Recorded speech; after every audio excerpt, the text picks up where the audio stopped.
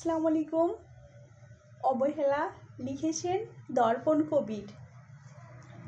বসন্ত নয় আমার দরজায় প্রথম কড়া নেড়েছিল অবহেলা। ভেবেছিলাম অনেকগুলো বর্ষা শেষে শরতের উষ্ণতা মিশে এলো বুঝি বসন্ত। দরজা খুলে দেখি আমাকে ভালোবেসে এসেছে অবহেলা।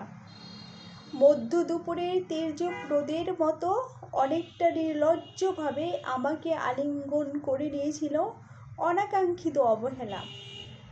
আমি চারপাশে তাকিয়ে দেখেছিলাম আমার দীনদশায় কারো করুণা বা আর্তির বেঘম আছে কিনা।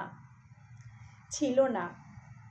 দৃষ্টিহীন জনপদে খড়খড়ে রোদ যেমন দস্যুর মতো অদমনীয়, তেমনি অবহেলাও আমাকে আগলে রেখেছিল নির্মোহ নিঃসংকোচিত। আমি অবহেলাকে পিছনে ফেলে একবার ভোঁদড় দিয়ে এগিয়ে গিয়েছিলাম। তখন আমার সামনে কলহাস্যে দাঁড়িয়েছে উপেক্ষা।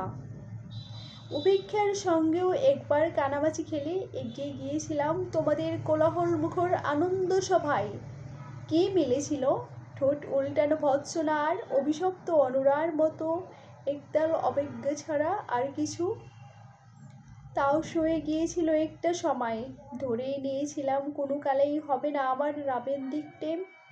তোমাদের জয়গানে করো তালিতে নত জানু থেকেছিল আমার চাপা আক্ষেপ লজ্জা।